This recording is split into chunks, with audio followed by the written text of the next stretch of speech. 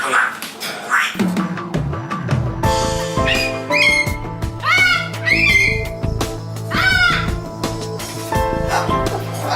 Science knowledge only adds to the excitement, the mystery, and the awe of a flower.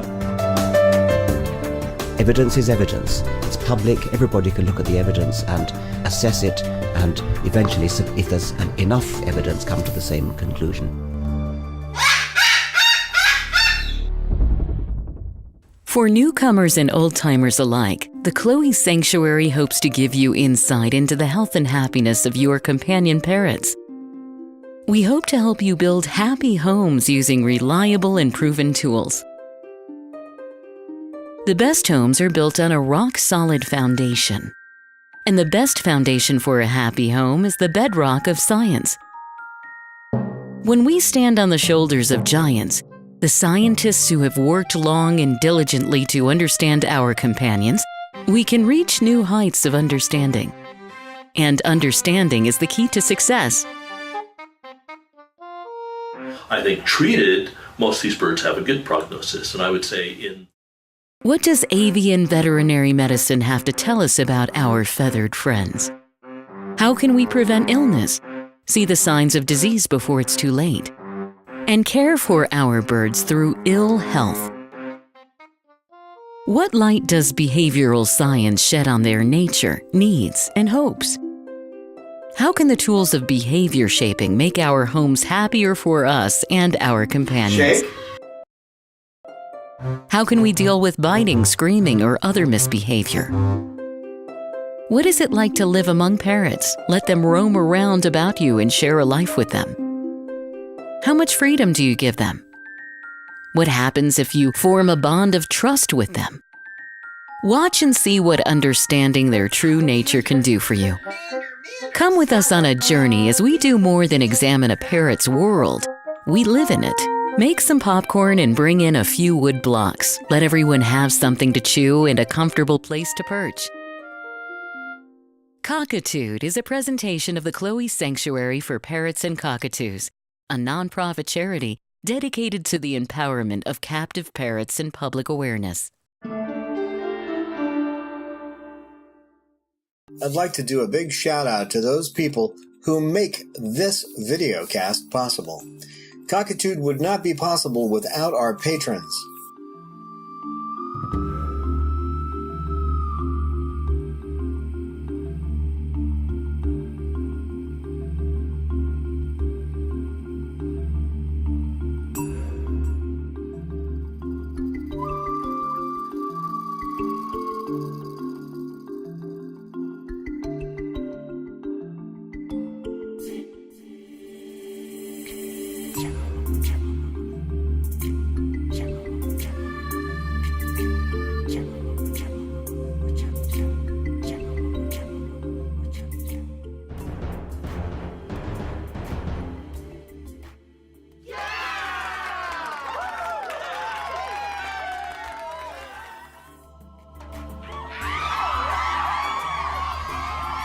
Thank you to those of you who make one-time donations. Without these patrons giving us of their hard-earned cash, we couldn't continue doing this podcast.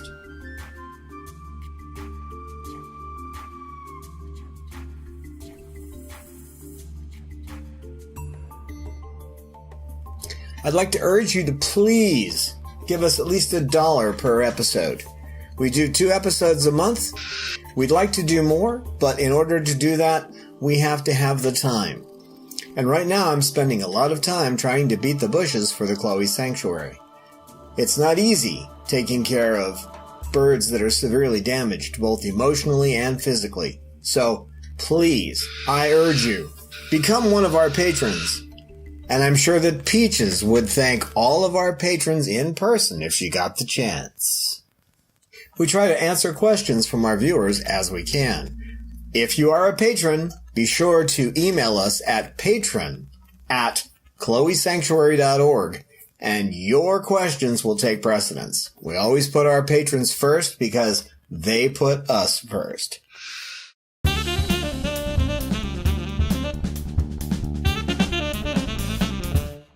Hi, and welcome to Cockatude, Cockatoos with Attitude, episode 73.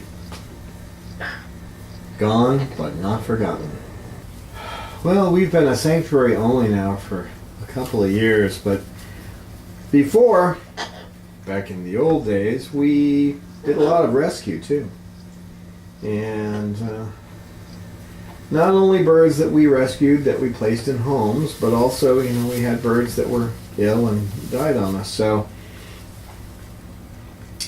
we wanted to talk about those guys, didn't we?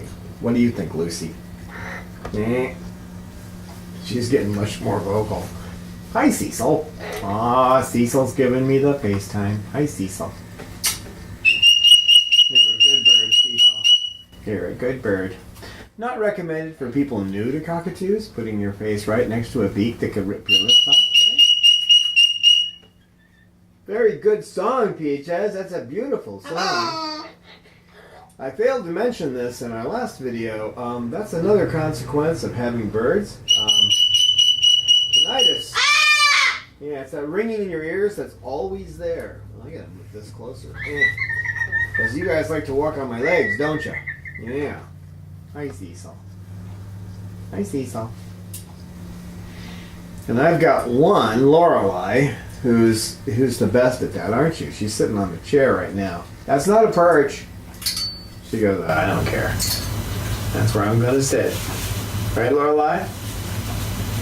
Yeah, she's putting her head under, you can't see her, I don't think we have a camera angle there, but I try to lay the blame on Lorelei and she buries her head under her wing. Don't you, girl? But she'll fly right up on my shoulder and scream right in my ear, so. So either you're going to walk around with a big headset on all the time, which I do a lot of that now. It's kind of like letting the, closing the gate after the fox is already in the hen house, but. That's a beautiful song, Peaches. It's a beautiful song.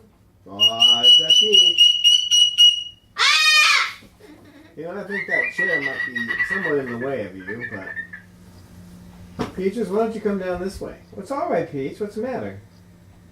What's the matter? You don't want the box there? I think you can play with the box. How's that? Can you get by now? Is that what you want? You come here? Okay, well, come on down.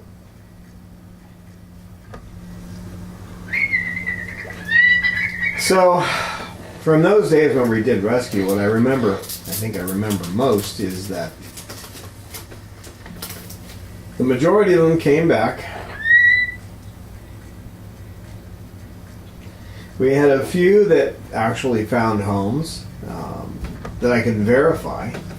And when I say verify, is that no matter what kind of contract you have between you and a person who's adopting a bird, they'll find some way to wiggle out, or they'll find some way to bend the rules. Pretty much all of them were supposed to get back to us and let us know what's going on with the birds, and that would happen for a short period of time, and then all of a sudden it's dead silent.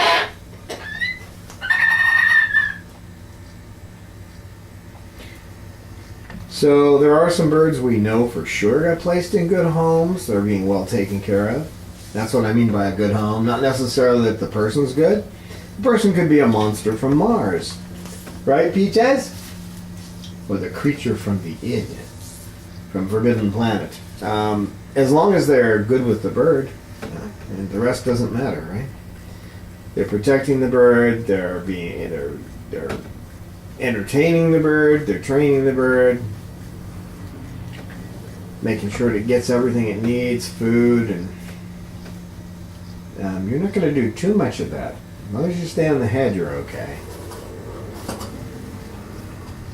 Little one.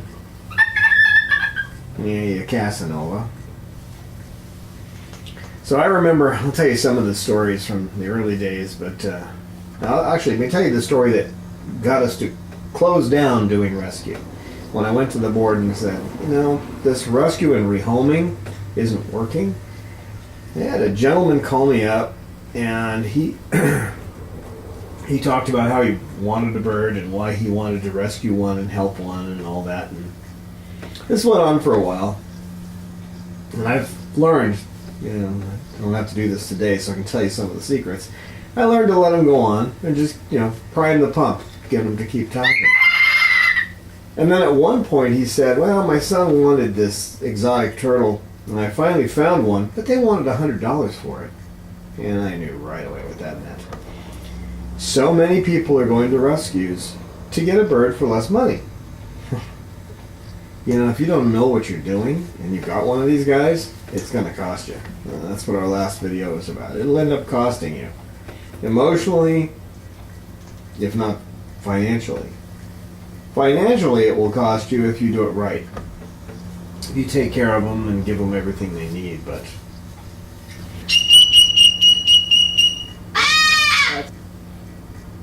Let me bring up one of the most heartbreaking ones, which never actually came into the sanctuary, was in the sanctuary in that we had a foster parent caring for her. She was a little girl named Sydney. I've got a short clip. Back then I wasn't equipped with that many cameras, and the ones I had were just on my phone, and it wasn't that great at the time. But Sydney had been with a person who wouldn't relinquish her, even though she had torn her body up. I mean, she was so shredded. Well, you can see from the pictures and the video that'll be in the corner here. She was so torn up that she needed constant medical care. Now, it wasn't that the person who had her wasn't actually doing that, taking her to the vet, but they didn't quite know what they were doing. Okay? She needed to be on haloperidol to stop the feather destructive. She needed to be cared for because the chance of infection with her body torn up that way was extremely high.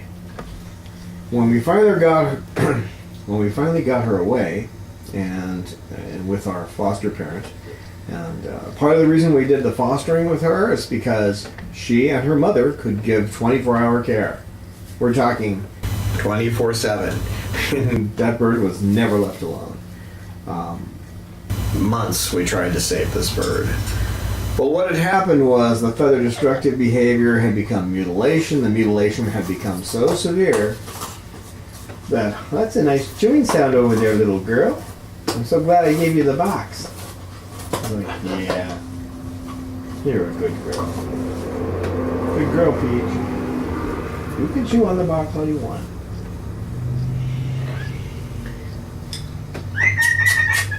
Pretty girl. That's a pretty girl. You want to come over here, I'll pet you. I will. If you want to be petted, you can come over here. Don't get too involved now. I'm not going to let you guys preen too much. Right in my lap, at least I can watch you. Lorelai's a female, he's a male, and he's the Elvis of the bird world, so. Right? Not any lower than the head. Just the head, not below the head.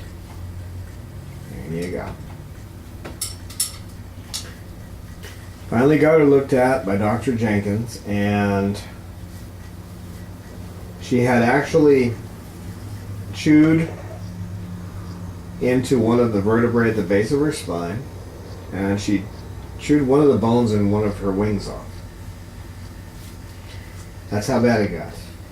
This is something about feather destructive behavior most people don't realize. In almost every case, eventually it's going to become mutilation. And then the mutilation will lead to infection and death. And with all the care we gave her, we sunk about $3,000 into trying to save her life. What a cute little thing. You could tell she really wanted to live, too. She was just so full of life. And but it was too late. She got an infection and she died.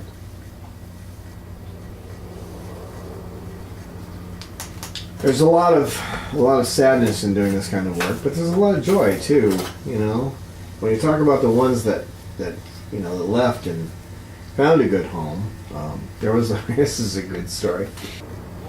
We had an Amazon, a yellow-crowned Amazon, named Pepe, and I know you say, well, wow, you actually had an old world parrot, not a cockatoo. Yeah, it's cockatoos that usually get offered to us.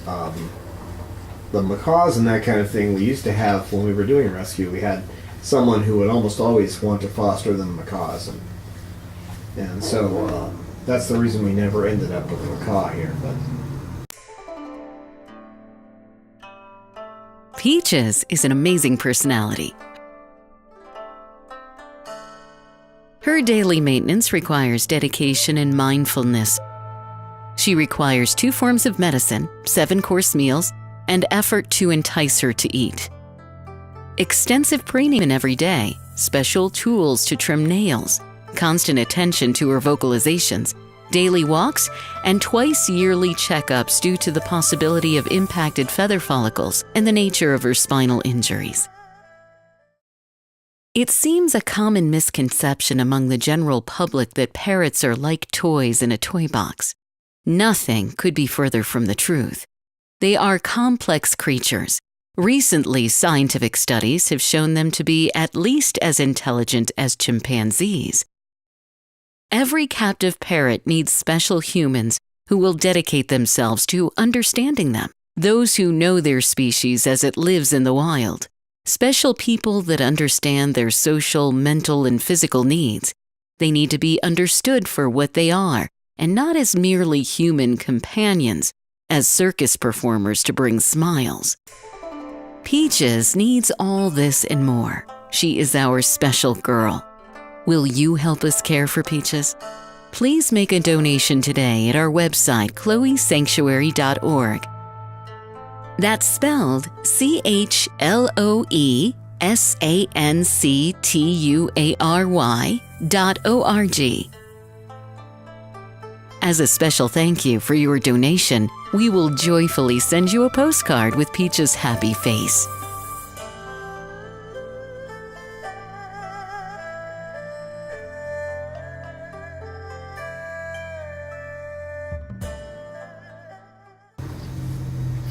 But anyway, Pepe came in, and he was one of those biters, and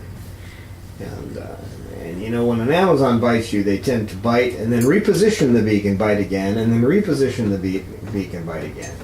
I kind of knew that behavior, so when he would nip at me, I would, and I don't suggest this in most cases, but I would twist my hand in a certain way with him that got my hand loose, and then I'd use my other hand to pick him up. And then if he lunged down at me, I would twist my hand in the same direction he was lunging, and that would throw him off balance. It only took about a week, and he stopped nipping. And pretty much after that, it was just nips. If I did something that he didn't like, he would nip me. Well, there were some rescuers locally. That situation has since changed, but there's some rescuers locally who had a bird that they wanted us to take because it had feather destructive behavior. It just developed it and it was getting worse. So I said, well, I don't have any room. And they offered to take care of a bird for us because they did that kind of thing too. And by then Pepe was good to go. So I made sure that they understood what toys he needed and the kind of food he ate and all that. About a month later, I get a call saying that there's a couple that wants to look at him. They want to adopt him. So I went over to this rescue place, and as soon as I opened the cage door, now I didn't look. Now see, I was talking to these people. Always pay attention to the bird. Always look at the bird first. But I was so excited for him to get adopted because he's a great bird, and funny. He talked like he was a 14-year-old from the Bronx. A 14-year-old girl from the Bronx. I don't remember all the words he used to say, but I mean, he had the Bronx accent, and he sounded like a girl, and it was just funny. But so we got there, and I didn't look. I just opened the cage door, and he jumped out of that cage, and he chewed my arm right here, right there, right down to where you could see the tendons, and he just kept chewing. And here's this couple trying to find towels. They didn't have any towels where you could wrap them, and there was nobody else around. We were in this room with no one else. So after about 3 minutes of getting chewed, I finally got him back in his cage, and then I went and got bandaged up, and bandaged myself up and cleaned up and came back. And then I opened the cage door again. And then he hopped on the floor and ran away.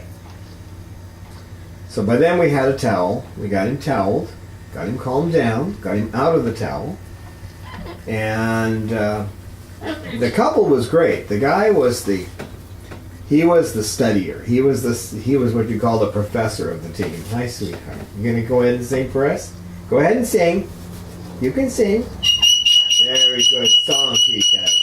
That's a good song, Peaches. Let's not get too much into it.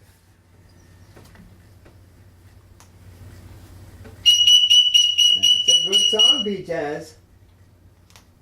Stay on the head. Not too low, not too low. Stay on the head. So, hello, Peach. Oh, baby. Hello. Hello, Peach. Hi, Peach. What a good girl you are, Peach. I know, I know. You're such a good singer. So the man was the guy that did all the studying, and she was the one that, the wife was the one who was the real caregiver, who really spent a lot of time trying to heal birds and that kind of thing. So they made a good team, and they took him, and I went out to see him, and he made 4. That made their 4th bird. They were all different species. I believe they had a Moluccan, an umbrella. I may not remember. This has been quite a while. And then they had Pepe, and they had one other bird that was unusual, but I can't remember what it was. It's been too long. But anyway, he just fit in there just beautifully, and it was one of those times where you could really smile because you found a perfect place for him. And with 2 people that really knew things. I mean, these guys knew stuff. They had... They're the ones that taught me... Hi, sweetheart.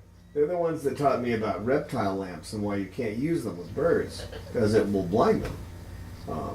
At first it will be temporary, but if you keep using reptile lamps on them, it will eventually blind them permanently. Well, come on over here if you want to come up. You can come up if you want to. You don't know what you want to do? Play with a stick? Whatever you want to do, sweetheart. So he was a real success story. He was fun. And of course, flighted. He used to fly around all over the place. And I'm guessing, and there's no way to know, the reason that he chewed me up so badly was because I took him somewhere and they ignored him. They just left him sitting there and didn't give him the things that he expected. And of course, he'd gotten quite a bit here. So this is another problem too. If you do care for them properly, hi guys, if you care for them properly, there may be, down the line, if somebody else isn't giving them the same level of care, then there can be problems from that. So, if you're doing rescue and you have a large facility and you've got a lot of birds and you're turning them, you're getting homes for them. I don't like doing that kind of thing anymore, but if the organization's big enough and they've got enough volunteers, they can do that. Then you can give them minimal care, make sure they're happy enough, but when they move into their new home, they'll be a little happier. That might be the best way to approach it. I don't know.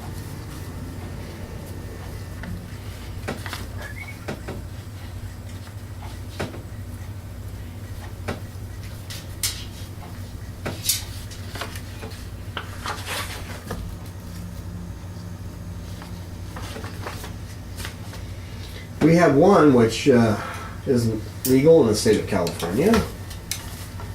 We had a Quaker parrot, which we were allowed to have as long as we did not have a member of its same species of a different sex here.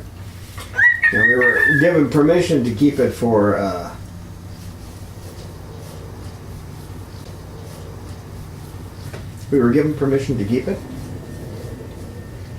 as long as it was not bred and was never given out to anyone. So that was actually our first sanctuary bird because it was never going to be rehomed. Well, one of the board members took it home and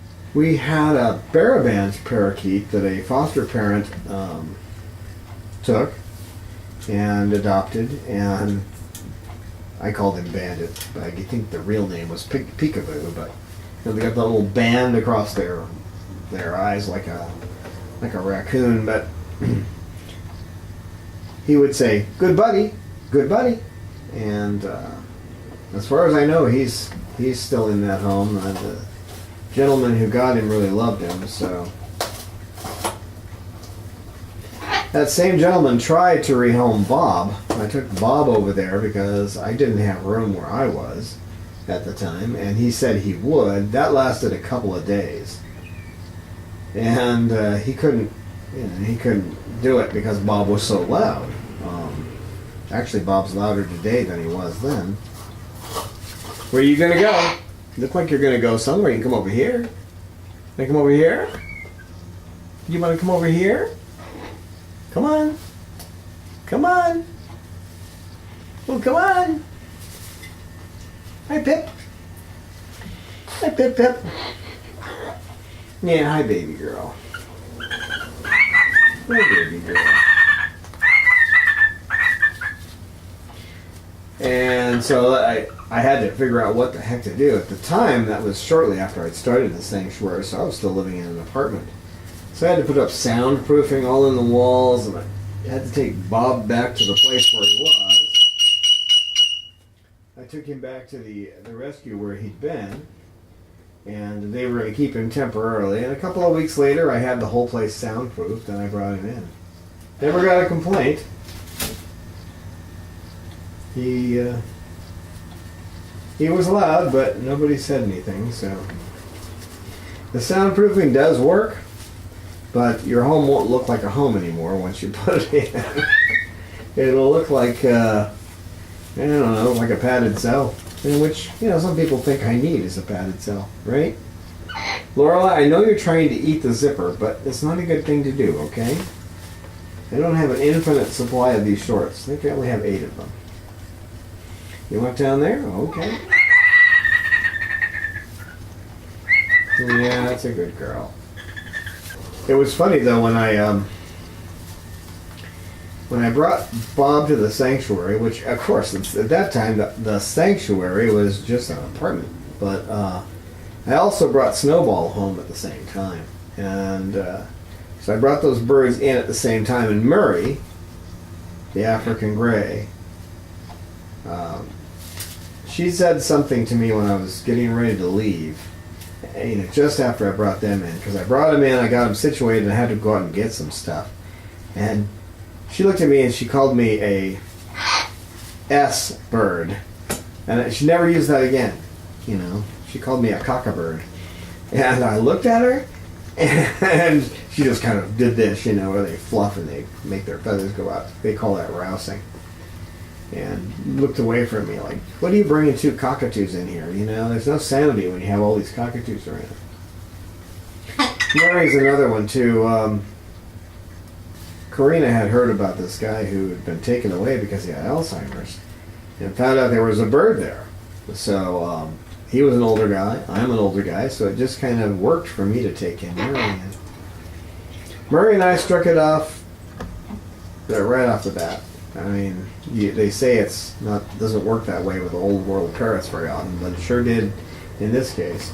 She and I had a great relationship, and she would, the first time she wanted something, she whistled at me, and she was making different sounds, but I heard the whistle, and after that, that was it. She would make that same whistle whenever she wanted something. How did you get poop on you?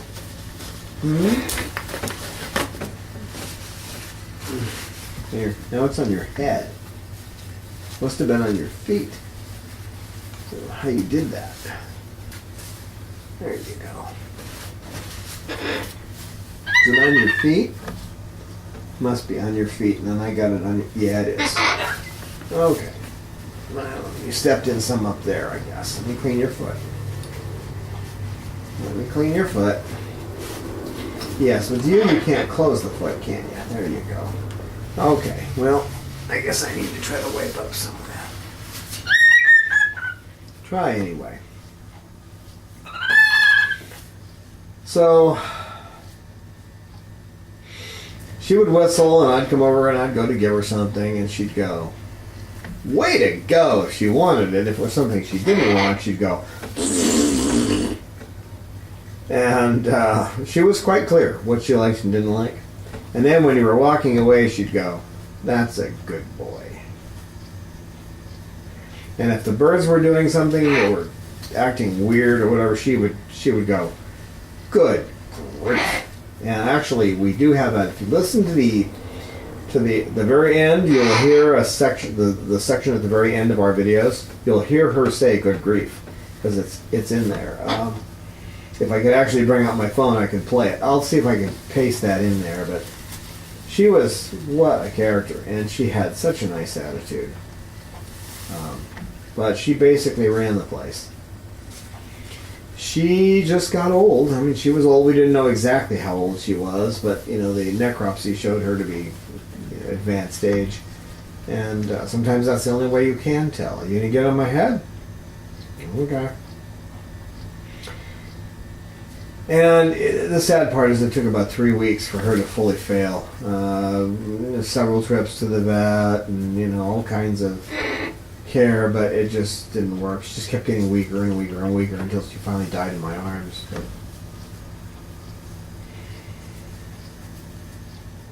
But we actually found what we thought was a good home for Snowball, and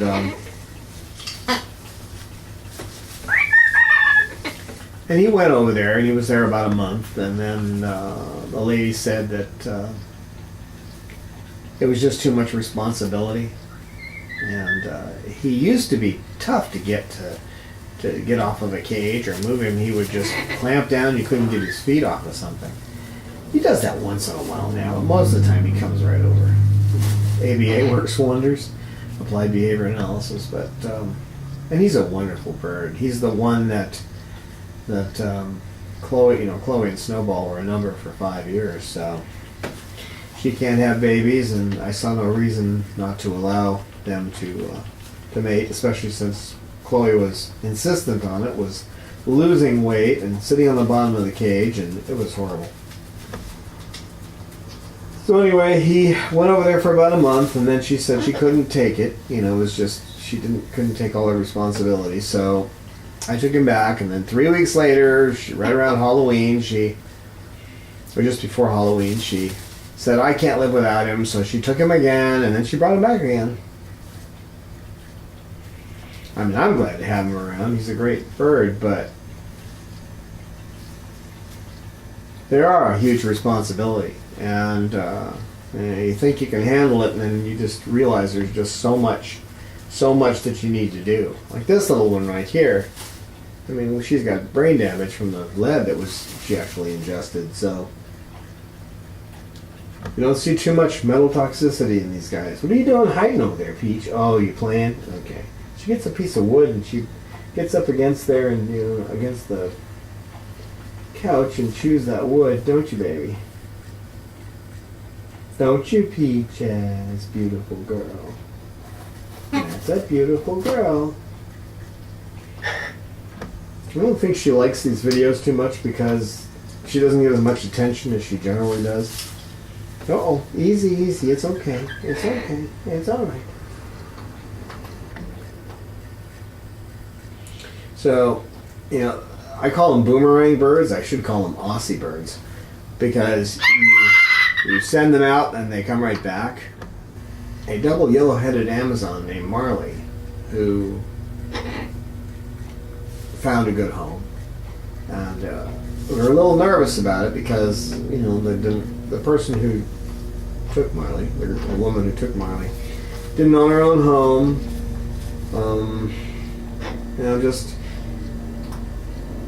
You always worry that they're going to have enough finances to handle a situation, if the bird gets sick or that kind of thing. But it's been years now, and she has a special bond with Marley. She's had a couple of times where she called me where she wasn't sure if she could manage the finances and everything, but be able to keep him the way that she wants to keep him, to keep him happy. But she's always worked it out. And then she also took another one. She took Buddy. Buddy is a Congo African Gray, who's a feather picker. And got him on haloperidol. That's another situation where we lucked out and found somebody who really cared and was willing to actually do the work necessary to keep the birds happy. And it's tough when you have a bird like that and you have to get someone to agree that they're going to give them that medicine twice a day, because that means for the rest of your life you're giving medicine twice a day. Around here, I give 10 birds medicine twice a day. In fact, it's about an hour away from their evening dose. And we tried to rehome Cause. Again, this is back when we were doing the rehoming thing, and you figure if you rehome a bird, you get a bird in a nice home, then you can turn around and bring in another bird. What actually happens, and most rescues aren't prepared for this in the beginning, is that you get them rehomed, and then a month or two later, or even a week or two later, they're knocking back on your door. The people are like, "Oh, I can't do this," and now you've brought in new birds, and you don't have a spot. So it's not a good thing. So you have to leave a number of spots open if you're going to do the rescue and rehoming thing. Because if you don't have a spot, and you got somebody who says, "I got to bring this bird back now," what are you going to do? We've only gotten into that situation. Back then we got into it like once a month. It was just horrible. Because you bring them in, you get them back to life. Like this little one, she was all torn up when she came in here. But she's looking good now, and her attitude's pretty good. Yeah, you've got a pretty good attitude, don't you, baby? For a bird that's had lead poisoning, the after effects of lead poisoning, she's doing really well. She likes me. I don't know why. I guess she goes for an ugly old white man, huh? Is that what you're all about? But we tried to rehome Cause. Now, this was with a couple that, they're really good with birds, but they're just not used to flighted birds. And at first, one of their umbrellas got aggressive with Cause, and they tried to stop that, but it wasn't too bad. And then Cause realized that their bird couldn't fly, and so Cause started to fight back, and that's when Cause came back to us. And she didn't understand. She was pretty happy there, I think. You need to stop vibrating. Come here. Come on. You're just a little too wound up. Come here. Come on. Whoops, ups. Up there. Up there. Calm down. Yeah, you need to stop that now. That's a good girl. You're a good girl. It's not good for you to do that, sweetheart.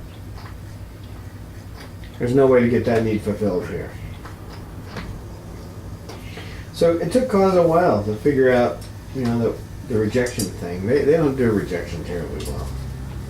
And it's my fault, because I should have realized that there were issues with Cause that might be difficult for somebody who doesn't have the ABA training. It's not easy when you're working with these guys. There's a lot you gotta do.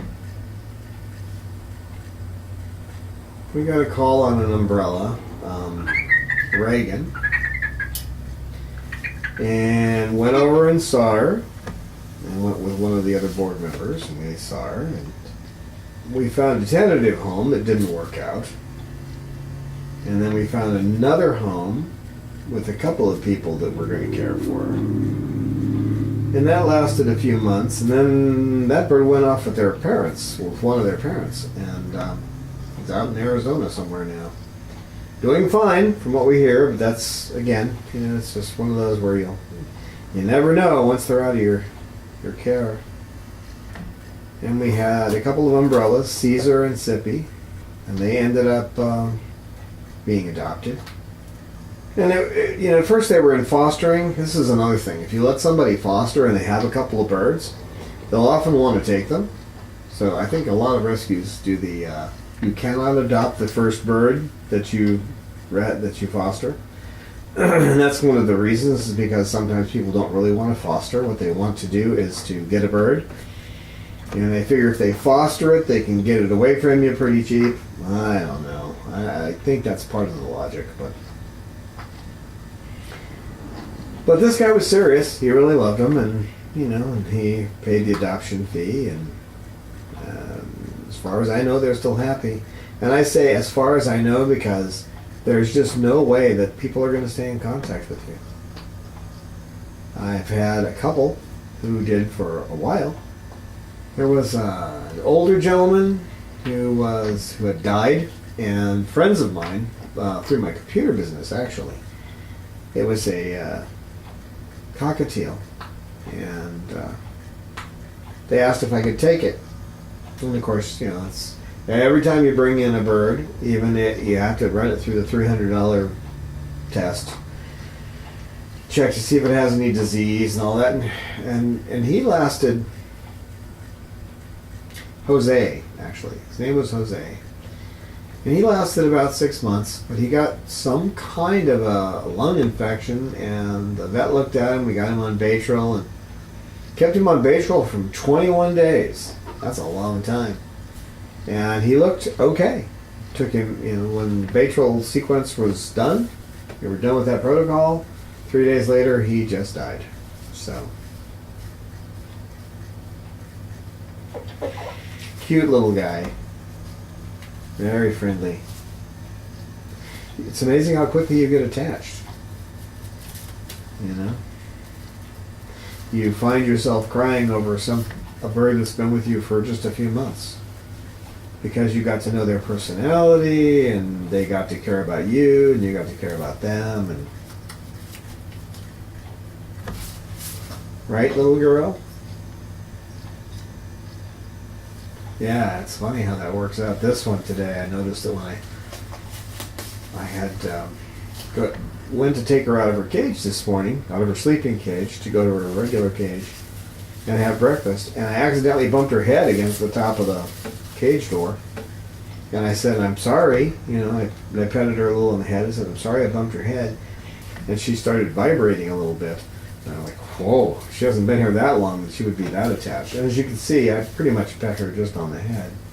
Right now I'm preening her head. Well, another success story, I got a call that there was a bird that an animal control agent had at their home that had been taken from a hoarder. And this bird, Touche, which they call Touche now, had some problems. It was a Moluccan. Female Moluccan had some issues. And after examination, it was pretty obvious what the issues were. Blindness in one eye and partial sight in the other. So you want to talk about two people that really did due diligence. Worked with her, and now she's just a pleasure to be around. And I helped a little bit with ABA, but most of it they did on their own. The main thing was getting her down to get looked at. Getting her looked at the eye care center down in Kearney Mesa. Dr. Meredith checked her eyes out, and we were able to determine with certainty that she was blind in one eye and that the other eye only had partial sight. It's okay, sweetheart. All right. Wake up, Peach. You're not sleeping over there. I know, I'm sitting with all these other birds. Yeah, I know. And so they learned that they could only approach her with one particular hand. You can only use I believe it's your left hand you can approach her with. I don't see her that often.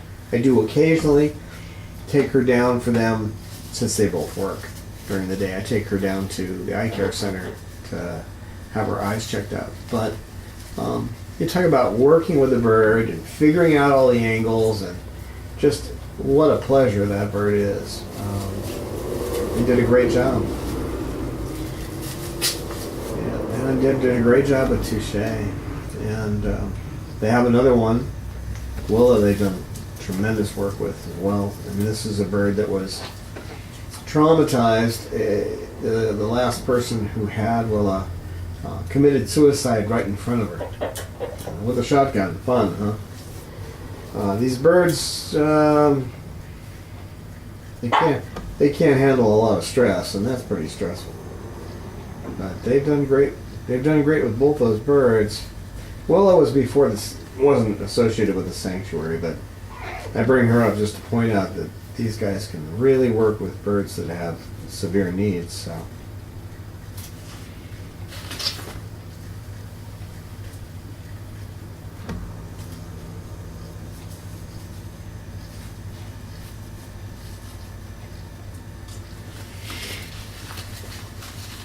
And we got in some birds that you get in birds you never get close to. That happens too. We got 16 parakeets. I see.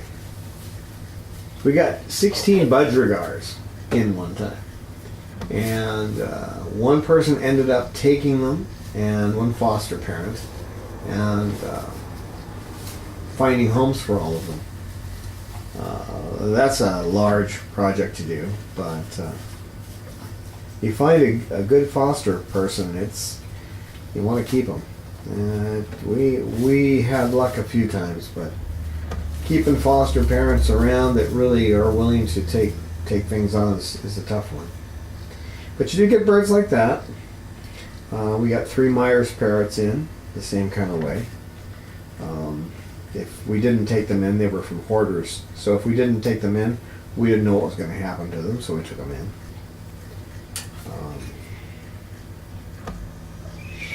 You get a call from animal control and they've got a bird, and nobody, and you really need to ask, are we the last on the list? Are we the first on the list? And the reason you need to ask that is because if you're the last on the list and you don't take that bird, there's a good chance that bird's going to be euthanized. So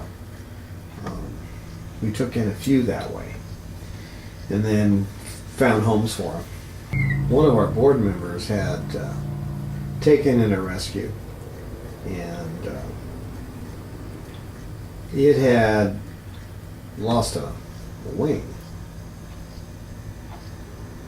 Now the reason it lost its wing is pretty scary. I mean, it was with a guy who had taken it in. The wing had been broken. We don't know how, but the wing got broken, so he took it in and had it put in a cast. But he never had the cast removed. So it got infected and the bird lost its wing. Eventually that bird died. It lost the wing due to infection, so you got to be careful. Infection can really weaken these guys. In the wild, they seem almost indestructible, but when they get into captivity, there's a lot of things that can hurt them. There's nothing... Yes, I hear you, Coco. You can come on over here. Come on, Coco. Come on, Coco. Come on, Coco. Well, come here. I can't reach you. My arm's not long enough. Come over here. Come on. You can walk over. You could fly over.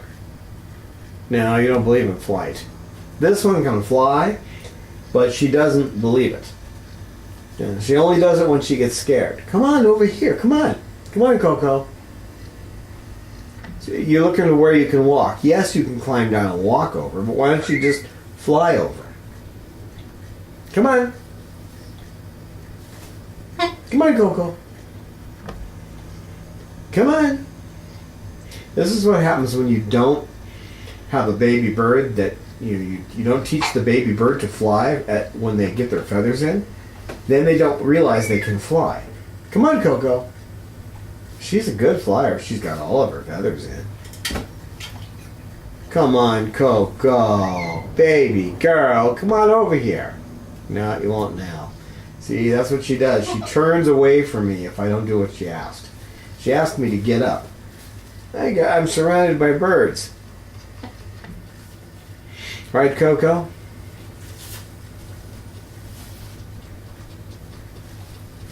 Yeah, of all those birds, and there's a lot more too, but those are the ones that come to my mind. Of all those birds, the one that I feel the best about is Pepe, because I got to see, I knew the 2 people who were involved, and I understood their dedication. I got to see the birds that they had in their home, and they were living in like a big trailer, but on a lot of property. I see you going up there, and but when you walk in there and you see how those birds were just treated, and they were all fully flighted, and the protection and care they had for them, just amazing. And these people researched everything. It was amazing. You could actually talk to them, and they knew a lot of things that I didn't know at the time. And I went out and researched and double-checked to make sure that what they were telling me was true. And these people were amazing. So all the rehomes I did in all that time that we were doing rehoming, I think the one with Pepe was the most satisfying, because I really knew that these people were never going to let him go. Sickness can cause it. We constantly get calls from people who say that, I've got a bird, and I've had it for 20 years, and I'm getting sick now, I'm old, and I'm like, I know how that is. I'm not exactly a young man. If I had the facilities, if I could, if there's some way we could keep hundreds of birds and successfully find homes for them, and have a small section where we had birds that couldn't find homes, the ones that had the real problems, the severe feather destructive behavior, like this one, you can hardly even tell now. Or this one. Well, you can still tell. She's got her feathers down her back now. What's with this one sticking up? Huh? What's with that one? I don't think she's going to get the ones on her chest back. I think that's too late. But even that one, with her feather destructive behavior and her 6 fused vertebrae in her neck, and she's got a little arthritis in her back. There's two swivel joints. They're very tiny. They don't move much in a bird's back, but those have arthritis. Right, Peach? Good grief, join the party. You're sleeping over there. You sing and then you go to sleep? Do you?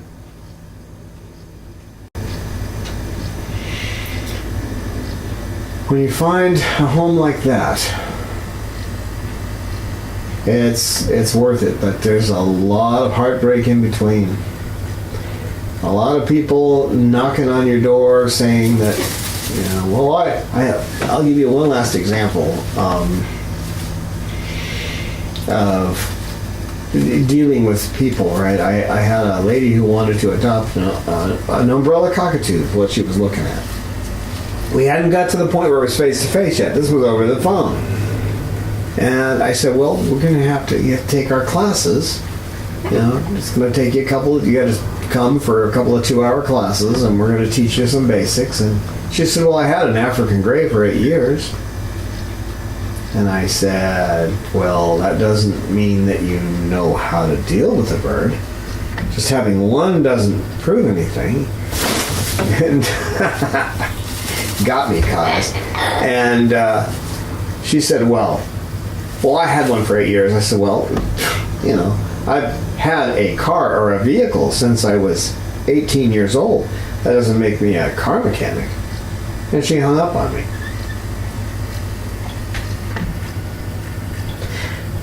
Maybe I was being a little too... I have a tendency to be blunt. But just because you live around something doesn't mean you understand it. You could live by the ocean and there's tons of fish in there, but that doesn't mean that you're an ichthyologist. That doesn't mean you study, you're qualified as a biologist that studies fish.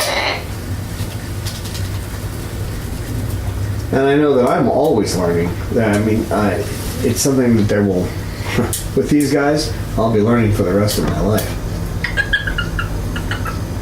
And maybe I do have the applied behavior analysis down pretty well, but I just bought another book. It's called Animal Training 101. I got to listen to the lady who wrote that book, who's a world-renowned animal trainer. And it's not specifically about birds, okay? But the applied behavior analysis and animal training is the same regardless of the species. You have some differences, obviously, because animals react differently. So you got to understand the species too. But the animal training is the same. So I'm working through that book, and there's things I hadn't considered. So you got to keep learning, and you need to be positive about the times that, the good things too.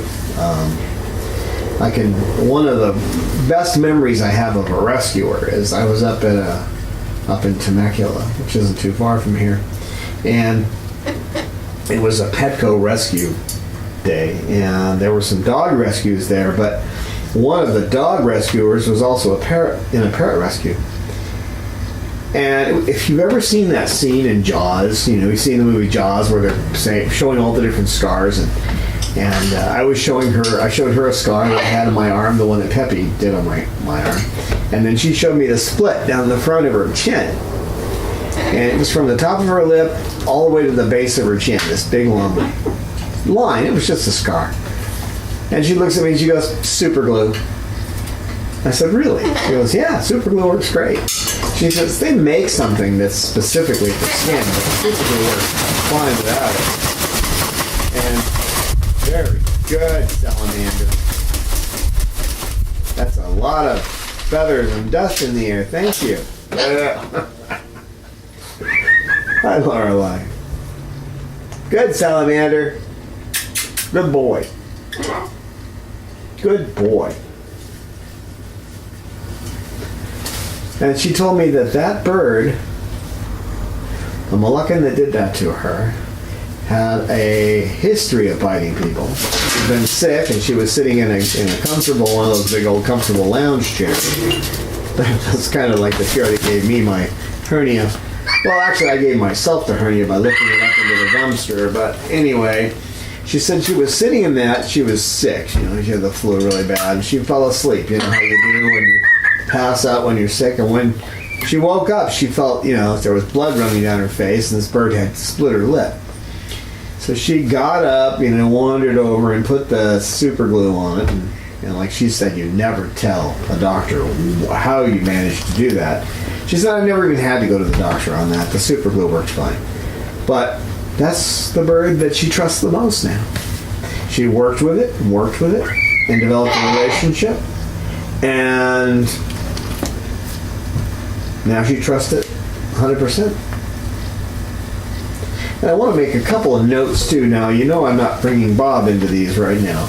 But I have a plan, and I'm working it out. See, I try not to ever just give up.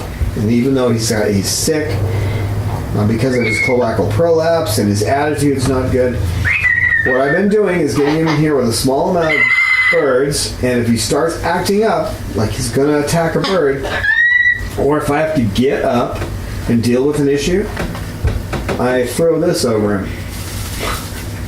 I just cover him up.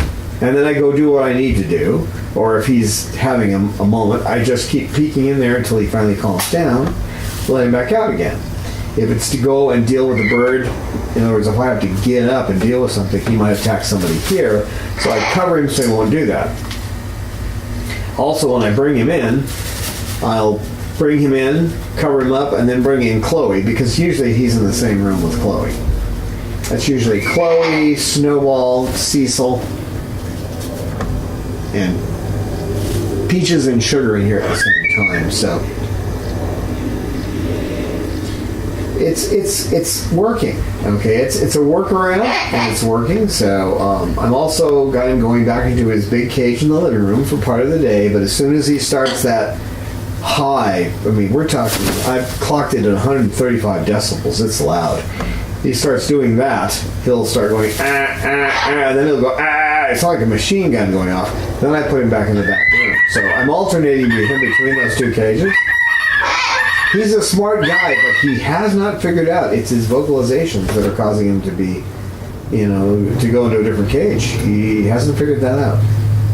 Maybe he will, but he's keeping his big cage out in the main living area now. And he gets to spend time in there until he starts his screaming. So, hi, Peach. So if by any chance the people who adopted Pepe, I don't have your number now, if you happen to be watching this video, please give me a holler. You can find us on Facebook, or you can, our website has a phone number you can call. I'd just like to hear how it's going. Because he was the rescue that I remember the best, because he chewed my arm up, and then, and for good reason. He had a good reason to do what he was doing. And then he just went to a wonderful loving home. So, it helps. It helps when you can remember that kind of thing. So who wants to say goodbye? Cause, have you said goodbye to the people? Come here. You want to say goodbye? Okay. Say goodbye to the people. Say goodbye. All right. Thanks for watching. Please become a patron. Come join with us. No, Coco. No, Coco. No. Leave the camera alone. Thank you. Put your tail right in front of it. Yeah. Please join with us. Become a patron. And we have regular meetings every month. And you can join us on Zoom and chat with us. We have some irregular meetings like that too. And where you can really get like face-to-face on the computer. It's pretty cool. It doesn't cost you anything if you're a patron. That's even if you do $1 an episode. That's $2 a month. You can join us on that. So come with us, okay? You want to say goodbye one more time since we did one more? Well, I guess not. All right. We'll see you next time. We welcome your feedback on our videos. We look forward to your insights, tips, questions, stories, and pictures. You can email us at cockatude@chloesanctuary.org, reach us on Twitter @ChloeSanctuary, and join with us on our Facebook Chloe Sanctuary page.